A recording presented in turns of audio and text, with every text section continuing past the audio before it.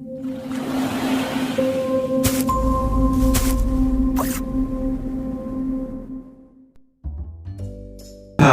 anak-anak hebat semua, kembali lagi dalam channel Tempat Belajar. Tempat belajarnya para juara. Bagaimana kabar kalian semua? Semoga dimanapun kalian berada, kalian selalu sehat, tetap ceria, dan masih semangat belajar tentunya. Nah anak-anak hebat semua, sebelum kita lanjut ke pelajaran kita kali ini, jangan lupa di subscribe dulu ya, agar anak-anak tidak ketinggalan video-video terbaru dari channel Tempat Belajar. Halo anak-anak hebat semua, pada kesempatan video kita kali ini, kita akan belajar latihan soal sumatif tengah semester 2, kurikulum merdeka, bagian yang keempat, yaitu contoh soal uraian mata pelajaran IPAS kelas 4. Nah anak-anak semua, disimak baik-baik ya video kita pada kali ini, agar anak-anak dapat memahami dan mengerti tentang materi kita pada kali ini. Nah anak-anak hebat semua, langsung saja kita ke soal yang pertama. Indonesia memiliki 2 kerajaan bercorak Islam yang berada di Maluku. Raja-raja yang pernah memerintah kerajaan tersebut antara lain Zainal Abidin, Tabarigi, Sultan Hairun, dan Sultan Ba'abullah. Kerajaan ini saling bersaing dalam perdagangan. Apa nama kerajaan tersebut? Sebutkan persekutuan dagang yang dibentuk 2 kerajaan tersebut. Nah anak-anak semua, jawaban yang tepat adalah nama kerajaan tersebut ialah Kerajaan Ternate dan Tidore. Nah anak-anak, persekutuan dagang yang dibentuk 2 kerajaan tersebut ialah Kerajaan Ternate membentuk Uli V dan Kerajaan Tidore membentuk Uli Siwa. Nah anak-anak hebat semua, kita lanjut ke soal nomor 2. Sebutkan peninggalan apa saja dari kerajaan Hindu-Buddha di Indonesia. Anak-anak semua, peninggalan masa kerajaan Hindu-Buddha ialah yang pertama ada candi. Candi merupakan bangunan yang dibuat dengan tujuan untuk memuliakan seseorang yang telah mati yang berasal dari keluarga raja atau orang ketermuka. Kemudian ada arca. Nah, arca ialah patung yang terbuat dari batu yang dipahat menyerupai seseorang manusia atau binatang. Yang selanjutnya seni ukir. Hasil seni ukir atau seni pahat yang dapat kita jumpai sebagai hiasan pada dinding candi. Kemudian ada karya sastra. Peninggalan kitab-kitab bersejarah seperti kitab Sutasoma karya Empu Tantular. Dalam kitab inilah terdapat kata Bhinneka Tunggal Ika yang menjadi semboyan persatuan kita. Nah, kemudian peninggalan masa kerajaan Hindu-Buddha yang berikutnya adalah bahasa dan tulisan. Peninggalan dari masa kerajaan Hindu-Buddha menggunakan bahasa Sanskerta dengan tulisan huruf Pallawa seperti yang tertulis pada prasasti-prasasti. Anak-anak semua, kita lanjut ke soal yang ketiga. Nah anak-anak, perhatikan cerita berikut. Pak Heru tinggal bersama keluarganya di sebuah daerah yang memiliki ketinggian lebih dari 600 meter di atas permukaan laut.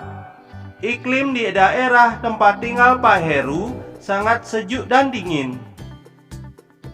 Jika hujan turun deras, Pak Heru dan keluarganya merasa khawatir karena bencana longsor bisa saja terjadi. Berdasarkan cerita tersebut, di manakah Pak Heru tinggal? apa jenis pekerjaan yang sesuai untuk Pak Heru? Nah, anak-anak semua, cara menjawab adalah cermati dulu isi teks cerita. Nah, kemudian marilah kita menjawab pertanyaan-pertanyaan tersebut. Berdasarkan cerita tersebut, di manakah Pak Heru tinggal? Nah, anak-anak, Pak Heru tinggal di dataran tinggi atau pegunungan. Apa jenis pekerjaan yang sesuai untuk Pak Heru? Jenis pekerjaan yang cocok untuk Pak Heru adalah di bidang perkebunan.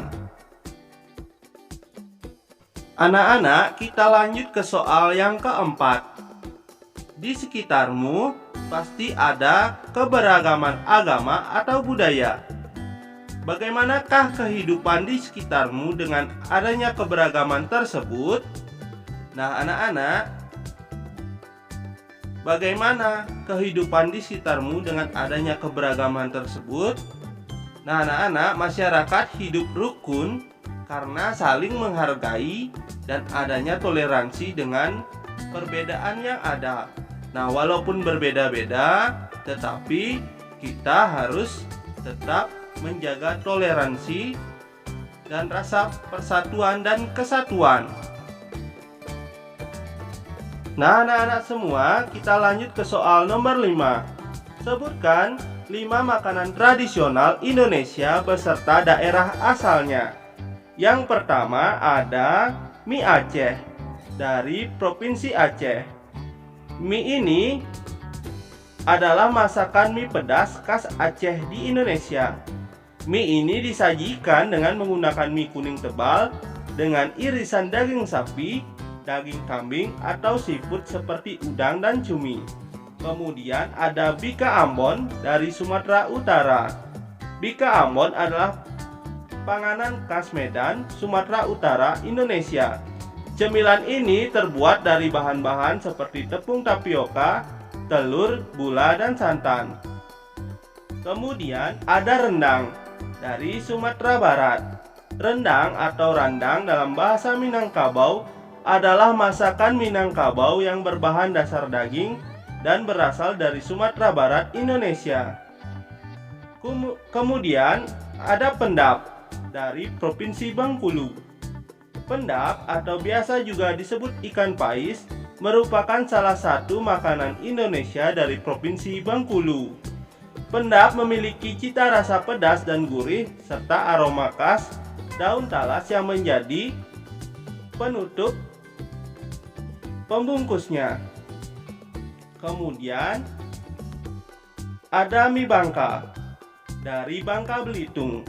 Mie Bangka atau dikenal sebagai bakmi adalah salah satu hidangan tradisional masyarakat Pulau Bangka. Kemudian ada seruit dari Lampung. Seruit adalah makanan tradisional Lampung, yaitu olahan ikan yang digoreng atau dibakar. Kemudian sate bandeng dari Banten. Sate bandeng merupakan makanan khas dari Provinsi Banten, tempatnya dari Serang. Kemudian ada kerak telur dari DKI Jakarta. Kerak telur adalah makanan tradisional asli daerah Jakarta yang terbuat dari bahan-bahan beras ketan putih, telur ayam atau bebek.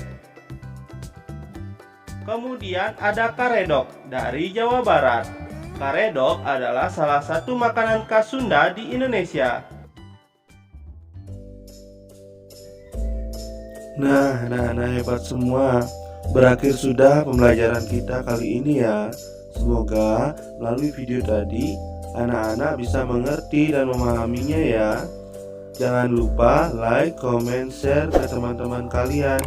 Dan juga subscribe channel ini agar anak-anak tidak ketinggalan video-video selanjutnya.